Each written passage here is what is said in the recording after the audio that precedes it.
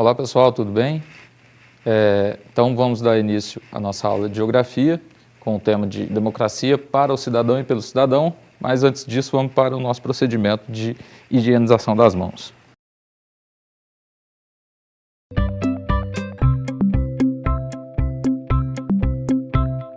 Bom, então vamos lá. Recordando, democracia para o cidadão e pelo cidadão. Os objetivos da aula de hoje, então, apresentar as características do meio físico natural e a divisão política e regional do continente europeu, destacando os processos históricos que marcaram a formação e a atual configuração da Europa. Elucidar as questões acerca da hegemonia do continente europeu no âmbito da geopolítica e das economias globais. Auxiliar na compreensão das transformações na organização do território, que hoje é a Rússia, apresentando as transições do Império Russo para a União Soviética e desta para a Federação Russa. E, por fim, compreender por meio dos processos acima mencionados como os antigos impérios, estados absolutistas, se tornaram estados-nações, hoje formando democracias sólidas em grande parte dos países europeus. Antes disso, revisando rapidamente a última aula, nós falamos das fases da globalização, então relacionadas à questão dos estágios de desenvolvimento tecnológico, as grandes navegações, as revoluções industriais, o surgimento de novos meios de transporte, que contribuíram para esse contexto hoje de um mundo globalizado, né? Onde a gente tem a formação do chamado espaço de fluxos, com uma grande intensidade de trocas de fluxos materiais e imateriais, então de informações e materiais de capitais, pessoas, mercadorias e etc. Falamos também como que esses processos redefiniram as relações de trabalho e consumo nos dias atuais, a questão do consumismo, a difusão de informações em larga escala pelos meios de comunicação de massa. Falamos ainda dos blocos econômicos, o ASEAN, Associação das Nações do Sudeste Asiático, a APEC, Cooperação Econômica Ásia-Pacífico, a União Europeia, e também falamos da ocupação e domínio europeu de outros territórios, chegando até o chamado eurocentrismo, né, a divisão Ocidente-Oriente. Esses últimos tópicos aqui nós vamos falar também um pouquinho na aula de hoje. Só recordando então o continente, né, que nós vamos abordar, a Europa, aqui na cor roxa, que é aqui cortado pelo meridiano de Greenwich, o norte da linha do Equador, e a Rússia, né, que compõe o continente europeu, mas que também tem a sua maior porção do seu território no continente asiático. Então, são as duas áreas que nós vamos trabalhar na aula de hoje. Aqui nós temos uma configuração do relevo, né? Então, o mapa físico aí da chamada Eurásia, que é essa região compreendida aqui pela Europa e a Ásia, onde nós vamos observar aqui, na porção que mais nos interessa na aula de hoje, que a Europa ela é formada aí por extensas planícies, né, que se estendem aí também por alguns planaltos. Então, nas áreas costeiras aqui, a gente tem diversas planícies que vão chegando próximo às áreas mais interioranas, com formações de alguns planaltos, alguns bastante elevados. Então, nós vamos ter aqui, por exemplo, os Cárpatos, os Alpes, na região mais ao sul da Europa, os Balcãs, o Cáucaso e os Alpes escandinavos também.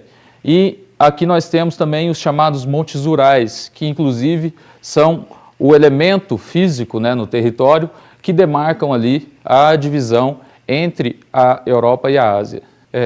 E na porção mais oriental, nós temos aqui na região da Sibéria, né, também algumas áreas ali de relevo mais elevado. Então, uma grande extensão de área aqui mais baixa, né, formada aí por regiões de planícies e planaltos com altitudes menos elevadas, e alguns planaltos aqui e áreas de formações montanhosas na parte leste da Sibéria. Quando nós observamos a questão do clima, nós notamos aqui, nessa extensa faixa que compreende aqui o território da Rússia e alguns países da chamada Escandinávia, né, Finlândia, Noruega, nós vamos ter a presença, né, muito forte do clima frio, que tem aí invernos rigorosos e os verões chegam a no máximo aí uma média de 10 graus Celsius. Então nós temos mais ao norte, no extremo norte do continente europeu, a formação do clima polar, onde nós temos a predominância aí, de climas de temperaturas bastante extremas, frias, ao longo de quase todo o ano, porque é uma região que recebe muito pouca radiação solar na maior parte dos meses do ano. Observem aqui, quando a gente vê as zonas climáticas, né, ou zonas térmicas, que essa região, a região polar, ela é demarcada, né, justamente aqui, coincidindo com as regiões dos círculos polares, onde a gente tem aí uma pequena quantidade de radiação, se comparado, por exemplo, com uma região equatorial ao longo do ano. Além disso, nós temos também o clima temperado, que na Europa Ocidental marca grande parte dos países, e que esse tem por características as estações do ano bem definidas, temperaturas amenas e as chuvas, né, a pluviosidade, ela é bem distribuída ao longo do ano. Nós temos também a presença do clima mediterrâneo, na porção mais ao sul aqui da Europa Ocidental, principalmente, onde nós vamos ter aí a presença de verões quentes e secos e invernos frios e com mais chuva. E também aqui ao sul da Rússia nós vamos ter aí regiões de clima semiárido. Esse clima semiárido, ele tem um nível de precipitação um pouco menor e, via de regra, também temperaturas um pouco mais elevadas do que a média dos demais climas encontrados ali. Observem que o clima semiárido está na borda de áreas desérticas. Isso contribui para essa questão da aridez, da escassez de chuvas. Do ponto de vista político, nós temos atualmente, né, essa divisão do continente europeu, com grandes potências, né, representando esse continente, potências econômicas e políticas, como França, Reino Unido, Inglaterra, a própria Rússia, né, que tem, apesar de não estar entre as principais economias, mas que tem uma importância política muito grande pela sua história, o seu desenvolvimento nos setores militar, principalmente, e tecnológico, tecnologia espacial, e também, né, países que têm aí condições socioeconômicas muito favoráveis, como Finlândia, Suécia e Noruega, além de outros países que nós vamos falar um pouquinho melhor ao longo da aula. Quando nós observamos aqui a questão da população urbana no continente europeu, podem observar que na Europa Ocidental e nos países da Escandinávia, aqui, os países da Finlândia, Suécia e Noruega, nós vamos ter uma densidade, né, de população nas áreas urbanas mais elevada do que na Europa Oriental. Nós já vamos ver melhor essa divisão, que basicamente são os países mais a leste aqui, no continente europeu, e principalmente alguns países aqui dessa porção central do continente. Esses países mais a leste também, os países que eu acabei de apontar aqui, da região ali da Albânia, da Croácia, são países que pertenciam ao bloco dos países socialistas, que nós vamos comentar um pouquinho melhor. Então, isso tem relação também com essa questão da urbanização desses países. Aqui nós vamos entender então um pouco dessa atuação, né, dos europeus no mundo como um todo. Então, nós vimos a Europa especificamente, a configuração do território europeu, mas no final do século XIX nós tínhamos uma grande presença dos europeus em áreas colonizadas pelo chamado imperialismo, que era praticado pela Alemanha, pela França, a Itália, a Inglaterra, além de outros países também que não são europeus, como o Japão e os Estados Unidos. Então, uma presença muito grande, principalmente no continente africano e no sul e sudeste da Ásia, onde eles estabeleceram o chamado neocolonialismo, para poder extrair riquezas desses países, para, digamos assim, alimentar a sua indústria e também as políticas imperialistas e desenvolvimentistas que esses países tinham nesse período. Aqui, mais especificamente, o continente asiático, né, a questão do imperialismo, de 1850 até 1914. E aí, então, os eixos de penetração aqui, japoneses, britânicos e russos. Então, a Rússia, né, que constitui o maior desses impérios aí, pela expansão que ela alcançou, nós vamos observar isso também mais à frente. E aqui, então, nós vamos ter a presença, né, desses países em diversos pontos aí do continente asiático. Portugal, Países Baixos, Rússia, França, dentre outros, que ocuparam, né, diversos países da Ásia no período do neocolonialismo e do imperialismo. Transformações no território dos países europeus no século XX. Então, partindo daquela questão do imperialismo, a gente vai ter, né, uma disputa interna na Europa, onde a Alemanha, com esses ideais imperialistas, começa a avançar e a ocupar áreas de outros países, e aí a gente tem, então, o surgimento da Primeira Guerra Mundial. Esse conflito, né, que foi um conflito bastante intenso, ele acabou por reconfigurar o território europeu. Nós vamos ver alguns exemplos aqui, mas para entender um pouquinho melhor do conflito, depois o professor de história de vocês vai poder auxiliar também nessa tarefa.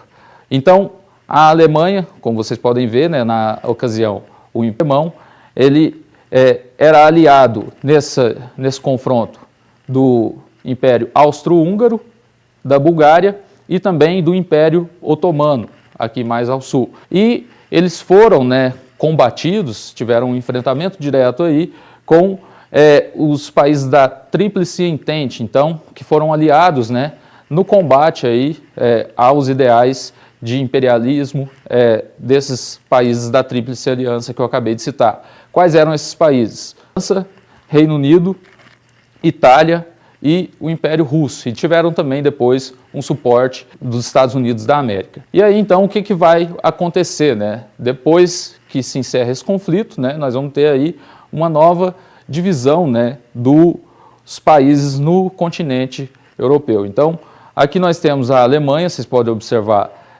que ela vai ter parte do seu território dividido. Então a Polônia, né, acaba dividindo um pouco ali o território alemão, do que era o Império Alemão. Nós temos aqui a formação da Tchecoslováquia, em parte do que era o antigo Império Austro-Húngaro. Nós vamos ter também a formação da Iugoslávia, também nessa região do antigo Império Austro-Húngaro, a reconfiguração também do território de alguns países aqui nesse entorno. O Império Russo, vocês podem observar, ele tinha, né, aqui a região da Finlândia anexada também ao seu território, e essa região ela então deixa de fazer parte do Império Russo, que nós vamos entender um pouco melhor mais à frente também. Ele deixa de existir e dá lugar à União das Repúblicas Socialistas Soviéticas, que é um outro processo também que vai ser comentado. E o antigo Império Otomano, ele vai dar origem então ao que hoje a gente chama de Turquia. Aqui então em 1947, pulando um pouquinho aí, já depois da Segunda Guerra Mundial, nós vamos ter uma nova redefinição, porque a Alemanha, que foi justamente o país que se envolveu mais uma vez no conflito, ela, depois de derrotada novamente, ela vai ser dividida entre a Alemanha Ocidental, que fica sob o domínio dos países capitalistas que venceram o conflito, e a Alemanha Oriental, que fica sob o domínio da União Soviética, então dos países socialistas. E aí então essa é a configuração que a gente tem de 1947 aproximadamente, na verdade de 1945, as conferências de Yalta e Potsdam já redefinem esses territórios, e aí nós vamos ter essa configuração até o ano de 1989, quando se encerra a União Soviética com a queda do Muro de Berlim, e aí nós vamos ver uma outra configuração daqui a pouco do continente europeu, que é bastante similar à que a gente acabou de ver no mapa da divisão política desse continente. Um exemplo aqui do que ocorreu, né, além da dissolução do bloco da União Soviética, que era formado pela Rússia e um conjunto de 14 países, nós temos também a dissolução da Iugoslávia e da Tchecoslováquia. A Iugoslávia, ela vai dar origem, então, no final da década de 80, início da década de 90, com o término do bloco dos países socialistas, a esse conjunto de países aqui: Eslovênia, Croácia, Bósnia, Herzegovina, Sérvia, Montenegro, Kosovo e Macedônia. Então, vejam que esses no continente europeu, eles contribuem para constantemente redefinir esses territórios que compõem aquilo que a gente conhece como Europa. A região da Tchecoslováquia também foi redefinida e deu origem à República Tcheca e à Eslováquia. Aqui, então, a divisão atual, né? Ou seja, a gente pode dividir hoje o continente europeu entre a Europa Ocidental e a Europa Oriental, e aqui, então, na cor amarela nós observamos a Europa Ocidental, que pega aqui os países escandinavos, vai pegar as principais potências econômicas também, como a Alemanha, França, Reino Unido, Itália, Espanha, região da Península Ibérica também, e a Europa Oriental, onde nós temos aí a presença da Rússia, da Ucrânia, da Polônia e dos países aqui da antiga Tchecoslováquia e Iugoslávia, que eu acabei de citar também, vindo até a região aqui da Geórgia, Armênia e Azerbaijão, do contato com o continente asiático, nas regiões do Mar Negro e Mar Cáspio. O que a gente observa, depois de entender um pouquinho melhor dessa divisão territorial da Europa, é que, por exemplo, por meio da balança comercial desses países, os países da chamada Europa Ocidental, eles apresentam, né, indicadores econômicos e sociais, via de regra, melhores do que os países da Europa Oriental. Então aqui, por exemplo, Alemanha, Países Baixos, Itália e Espanha, né, que têm um saldo comercial bastante positivo, são todos países da Europa Ocidental. Dentre esses 5 primeiros países aqui, o único que representa a Europa Oriental é a Polônia. Então aqui nós não vamos observar todos, mas só para vocês terem uma dimensão desse quadro, né, dessa diferença, da desigualdade que existe aí entre esses grupos de países das distintas regiões da Europa.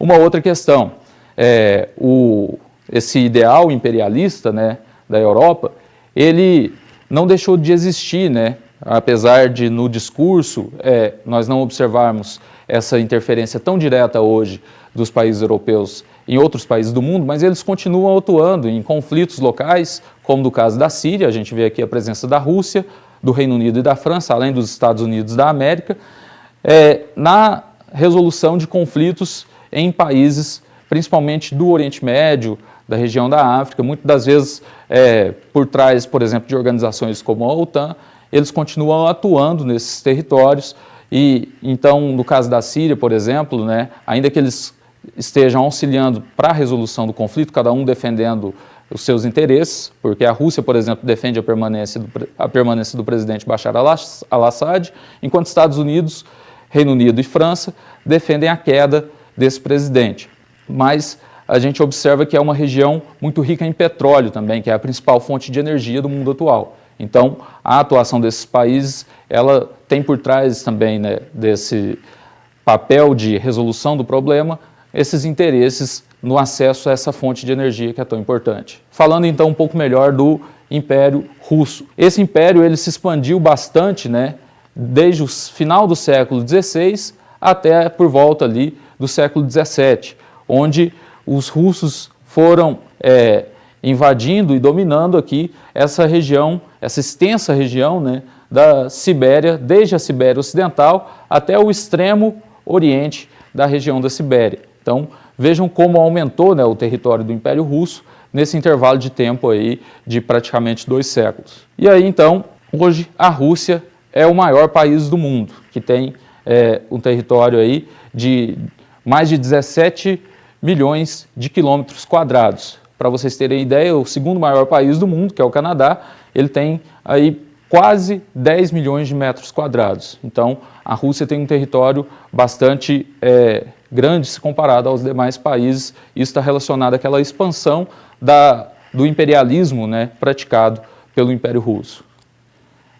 Aí, então, uma outra questão interessante do Império Russo, né, que foi a construção, devido a esse território muito extenso que eles conquistaram, de grandes ferrovias, como a Transiberiana e a Transcaucasiana, para conectar esses diferentes pontos do território. Inclusive, no caso da Transiberiana, eles construíram uma cidade, Vladivostok, no extremo leste da Sibéria, para conectar, através dessa ferrovia, a capital Moscou. E aí, quando nós comparamos hoje a quantidade, né, de cada tipo de transporte por países, em países que têm dimensões territoriais semelhantes, nós observamos que a presença de ferrovias, né, ou seja, do tipo de transporte ferroviário na Rússia, ela é muito maior também do que, por exemplo, o Canadá, que eu havia comparado anteriormente. Então, 81% dos meios de transporte no território russo, né, são do tipo ferroviário, e apenas 8% rodoviário e 11% aquático. No caso do Brasil, só para a gente ter uma base de comparação também, apenas 15%, né, que é o quinto maior país do mundo, mas tem apenas 15% do seu território ligado por ferrovias. A maior parte é ligada por rodovias, 65%. E também, devido aos grandes rios, como por exemplo o Rio Amazonas, nós vamos ter aí uma parte considerável, 20%, de eixos aquaviários. Depois, então, da dissolução, né, do Império Russo, onde a gente tem ali, devido a problemas sociais que foram se agravando e que o Império não conseguiu solucionar. Um outro fator interessante que nós observamos é no início do século XX, na virada do século XIX para o século XX, que o Império Russo ele começa a se dissolver devido a problemas internos que o imperador, o czar, ele não teve a habilidade, né, para resolver problemas sociais. Então era um país bastante agrário ainda, apesar que ele já vinha se industrializando, mas com bastante pobreza também, devido a essa predominância ainda de um modelo feudal de produção que havia desde a Idade Média em várias regiões da Rússia. E aí isso dá as condições para a chamada Revolução Russa no ano de 1917, onde os socialistas moderados assumem o poder, chamados de mencheviques, e eles logo em seguida vão dar origem a, em 1922, constituir de fato, né, o que a gente conheceu aí ao longo do século XX como a União das Repúblicas Socialistas Soviéticas, lideradas na ocasião por Lenin, que na verdade já depois da tomada, né, do poder pelos bolcheviques, Lenin representava o grupo dos socialistas tido como radicais, devido à insistência dos líderes socialistas moderados na participação da Primeira Guerra Mundial, o que enfraqueceu o seu apoio popular e deu as condições para que os socialistas radicais tomassem o poder e constituíssem a União Soviética.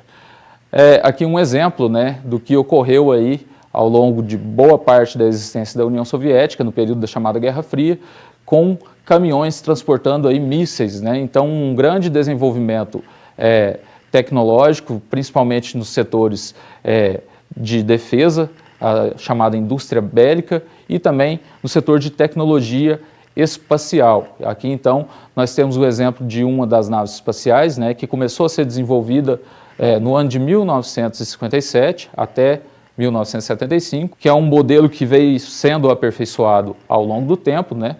Então, um modelo desse aperfeiçoamento aí, um exemplo disso, foi essa nave tripulada da Rússia que ocupou a Estação Espacial Internacional em 2016. Então, aqui vocês podem até observar a bandeirinha da Rússia ali, dessa nave, né, que se uniu a essa estação espacial, que é uma estação chamada de internacional, justamente porque ela é uma cooperação de diferentes países que dominam a tecnologia espacial. Sobre essa questão, é até interessante, né, destacar que a Rússia ela lançou o primeiro satélite na órbita da Terra, que foi o Sputnik, no ano de 1957. E aí, na década seguinte, os Estados Unidos, dentro dessa corrida espacial, como ficou chamado, eles conseguiram enviar, então, a primeira nave tripulada até a Lua. Então, dentro do contexto da Guerra Fria, que ocorreu após o final da Segunda Guerra Mundial até o final da década de 80, nós tivemos ali uma grande disputa, né, tecnológica, armamentista, ideológica entre esses dois países, a União Soviética representando os países socialistas e os Estados Unidos representando os países capitalistas. Atualmente, então, né, nós temos aqui um mapa de 2013, já bem próximo dos nossos dias, nós temos aqui essa seguinte organização do espaço da Rússia, né, que já não é mais aquela União Soviética, ou seja, aquele bloco que se dissolveu, que deu origem hoje à Federação Russa, que é um país democrático, apesar de sofrer várias críticas devido à permanência, por exemplo, do presidente Vladimir Putin nos altos cargos, né, quando não presidente, mas como primeiro-ministro da Rússia, através de algumas manobras políticas, mas na sua estrutura organizacional, a Rússia hoje ela é um país democrático com a divisão de poderes, assim como a gente tem aqui no caso do Brasil. Então aqui nós temos, né, pela legenda, vocês podem observar, as áreas mais afastadas, primeiro, os recursos energéticos em exploração aqui na região da Sibéria Ocidental e Central, os recursos energéticos em reservas, mais ao sul aqui da Sibéria Oriental, e mais ao norte nós temos a periferia muito isolada. E por que isso aqui é muito isolado? Lembram lá no início da aula que nós falamos da questão do clima, que é onde predomina o clima frio e o clima polar? Então é uma região de muito difícil acesso, onde ainda existe também boa parte da vegetação natural, que é a taiga, a floresta de coníferas preservada, e que dificulta o acesso e a exploração dessas áreas. Aqui nós temos na cor laranja, então, a região povoada e muito integrada. Esse laranja mais claro, região de indústrias especializadas, e na cor roxa nós temos a região central, urbanizada, com indústrias diversificadas. Então, de modo geral, a porção ocidental da Rússia, né, que está, lembram daquela divisão da Europa, então a porção europeia ocidental da Rússia é a região mais desenvolvida, onde se localiza aqui a sua capital Moscou e algumas cidades importantes, como São Petersburgo, Volgogrado, dentre outras. Aqui, só para exemplificar, que eu mencionei agora há pouco, nós temos a presença da Transiberiana, ligando a capital Moscou até a cidade de Vladivostok, no sudeste da região da Sibéria. Então, uma região aqui mais isolada, mas que é conectada, né, a esse centro financeiro, industrial da Rússia por meio da Transiberiana. Então vejam que a Rússia é um dos principais países produtores de petróleo também, o que contribui para essa sua posição, né, e uma vantagem estratégica do ponto de vista geopolítico e macroeconômico, onde nós observamos que ela, enquanto terceiro maior produtor de petróleo no mundo. Então aqui nesse gráfico vocês veem a produção de 1.000 barris por dia, ficando atrás apenas de Estados Unidos da América e da Arábia Saudita, acompanhada aqui de outros países da região do Golfo Pérsico, por exemplo, que é uma das principais regiões produtoras de petróleo no mundo. Nós tivemos também, no início da década de 90, logo após a dissolução da União Soviética, a formação da Comunidade dos Estados Independentes, a CEI, que reúne basicamente os países que compunham o bloco socialista da União Soviética, com exceção de Estônia, Lituânia e Letônia, que depois de um período de tempo ingressaram na União Europeia. Então é um bloco que visa aí integrar, né, esses países para o estabelecimento de relações econômicas e comerciais mais próximas. Quando nós observamos alguns dados aqui dos países da CEI, da Comunidade dos Estados Independentes, fica nítido, né, que a Rússia ela leva uma vantagem considerável com relação ao PIB, o Produto Interno Bruto, e também com relação ao IDH. Há poucos países aqui, como a Bielorrússia e o Cazaquistão, que se aproximam dos índices da Rússia com relação ao IDH.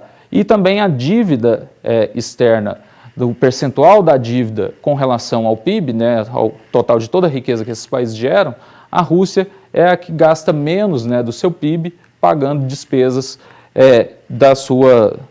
com relação a outros países, né, despesas que o país acumula aí ao longo das negociações que ele realiza. No período atual, nós observamos então que a Rússia ela volta a figurar entre os 5 países que mais gastam com defesa. Então, lembram daquele ideal lá do período soviético, né, da corrida armamentista?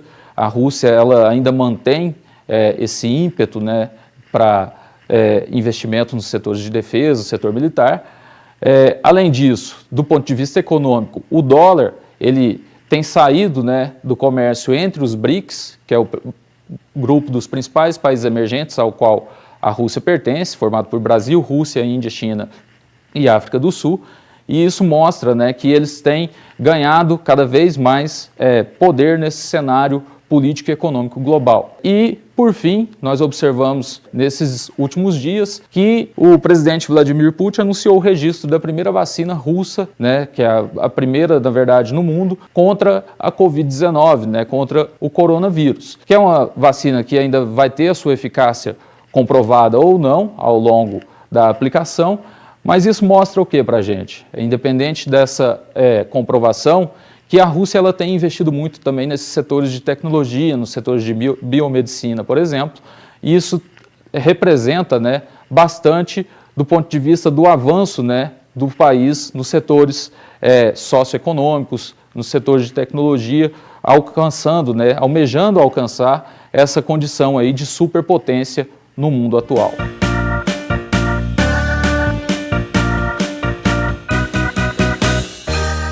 Então, pessoal, na aula de hoje, nós vimos aí sobre os aspectos físicos, políticos e também sobre alguns aspectos econômicos do continente europeu, principalmente as transformações no território relacionado aos conflitos que aconteceram ali do final do século XIX e ao longo do século XX, que contribuíram para reconfigurar diversas vezes os países no continente europeu, as suas fronteiras.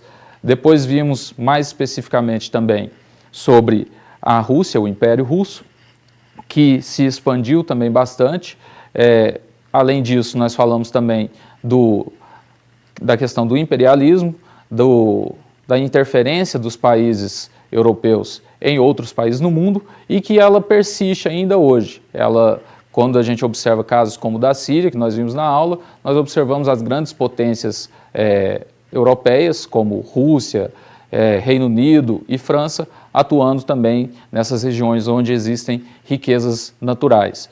Além disso, com relação ao Império Russo, nós vimos a sua dissolução, a formação da União Soviética e, por fim, a formação da Federação Russa. Em todos esses exemplos, o que nós observamos é que esses antigos impérios, estados absolutistas que existiam na Europa, eles deram lugar para democracias, e na maioria dos casos, democracias sólidas que contribuem, para que a população tenha acesso a mais direitos. Mas isso não tirou também esse ímpeto dos países europeus, do período colonial, do período imperialista, de interferir também em questões políticas e em conflitos em regiões afastadas desse continente. Então, como por exemplo, na região do Oriente Médio, da África, América Latina e assim por diante. Então é isso, pessoal. Espero que tenham gostado da aula. Se tiverem as dúvidas, procurem o professor de vocês e até a próxima aula. Assistam também as aulas de língua portuguesa e história. É isso aí. Valeu, um abraço.